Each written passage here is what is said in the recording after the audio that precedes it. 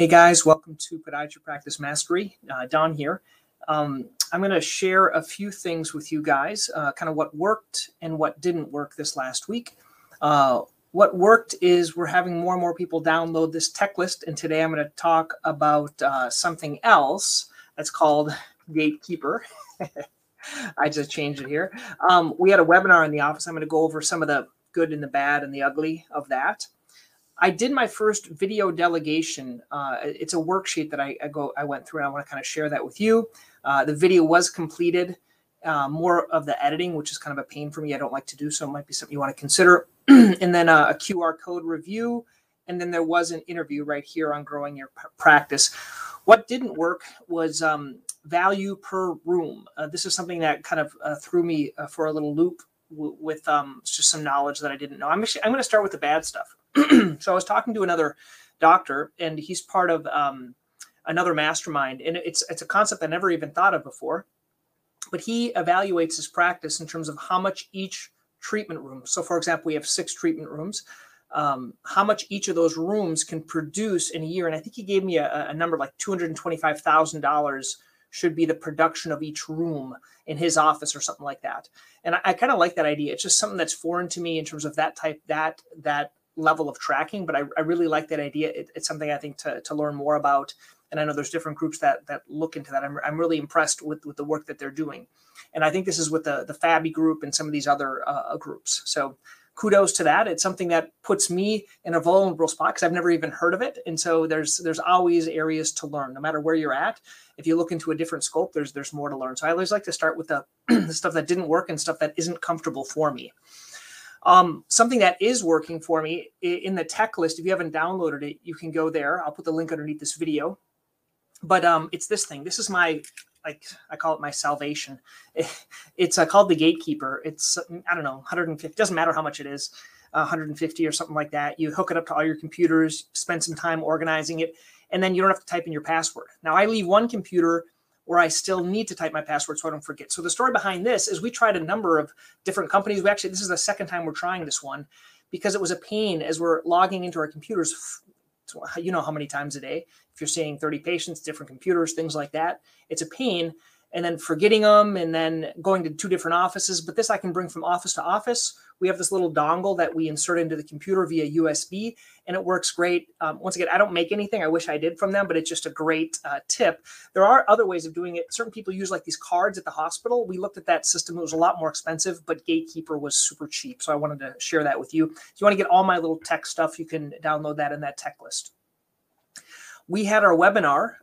So here's an example of our webinar. It's called you can just see my face, which isn't all that impressive, but all about foot and ankle arthritis. Post webinar, 105 views. This is kind of my stuff I offer afterwards. And basically, if we kind of scroll through it, I can show you here. Started out, my partner, he did a portion. He recorded it because he wasn't able to be present, so we did that. I'll show you some of my mess ups. You can see here on some of these, you can see like the bar up here for Zoom. So it's not perfect. And then we talked about shoes, reducing flexibility. We talked about some physical therapy. We talked about arthritic changes, AFOs. Then we talk about surgical repair. And so some arthroscopy and things like that, arthroscopy. And then we had a kind of a cool thing. We had like 13 questions, which is great. So when we organized it, they could ask their questions, which I think was the key.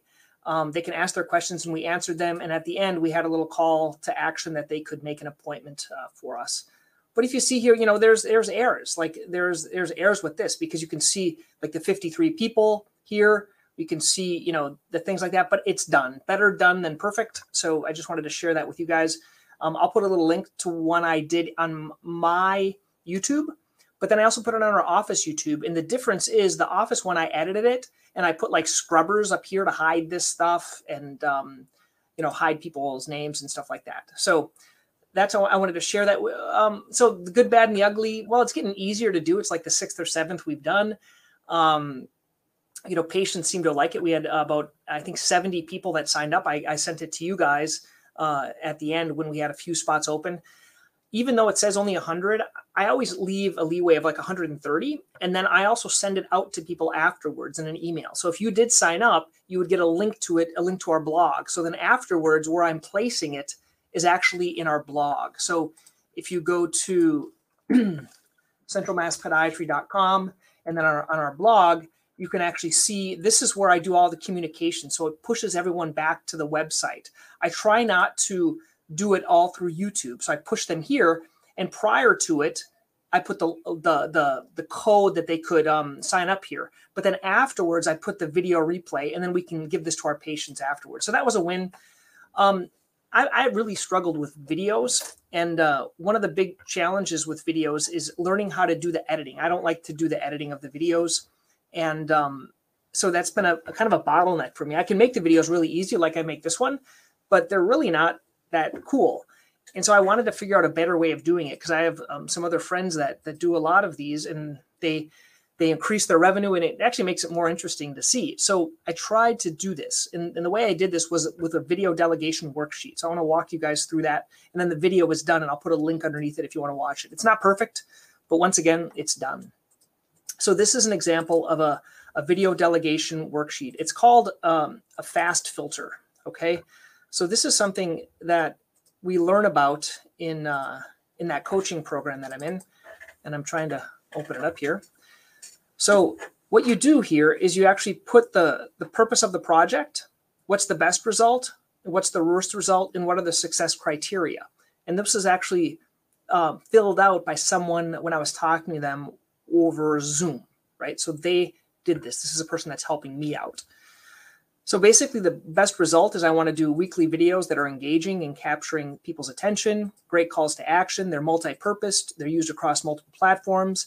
The editor brings natural creativity, adding stock images, highlighting phrases, and they need little direction from me. We work together. Asynchronous communication is important, and create videos that I'm proud of. The worst result would be Don feels like he would never use the videos. The project becomes high cost with little value or return. The editor relies too much on back and forth communication with Don and requires many revisions. Don isn't happy with videos. So this is something it's good to do, because a lot of times we know what we want done. We just have a hard time communicating that. So this is how I use this worksheet. And then basically we took the best result, and we put it into the success criteria. So basically the weekly budget's $20 a week on Fiverr. All communications done via Fiverr, and we have a clear process. I record and upload stuff on Mondays.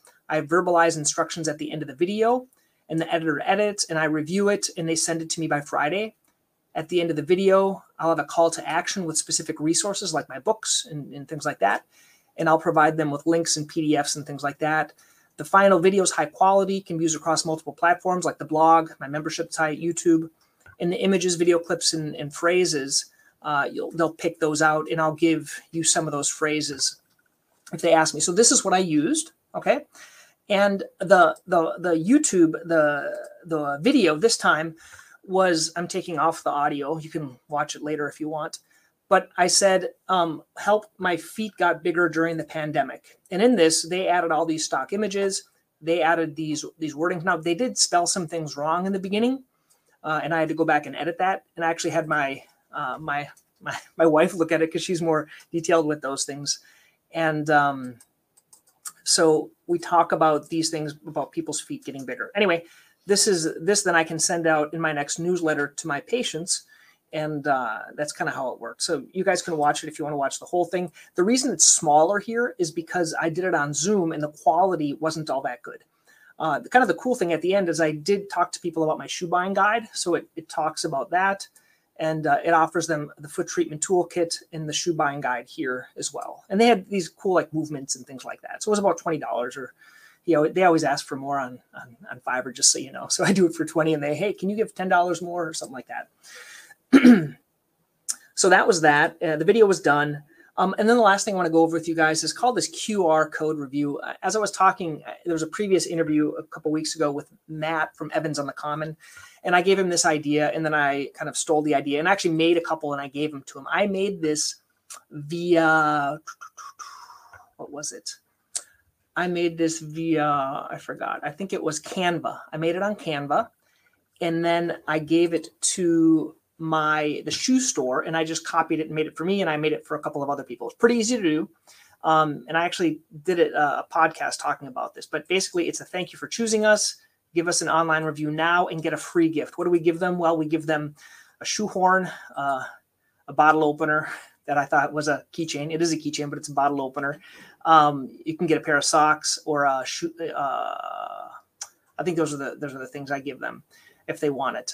So they get the free gift and the scan a QR code. Now this is only for Google reviews. So if they don't have Google, they can't do it. Okay. If you guys want all of these instructions and how I did this, it's actually in the 30-day practice blueprint under the bonus section. I kind of go into detail.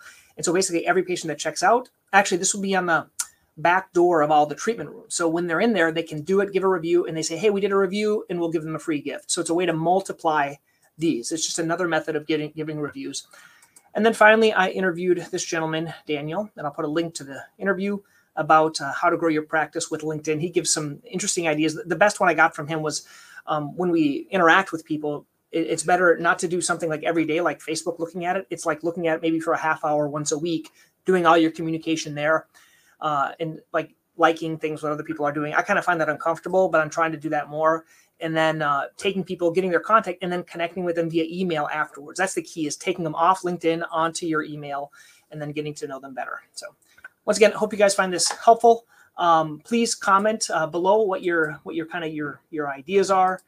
If you want to get any other information from me, please schedule a strategy session with me. Okay, thanks guys.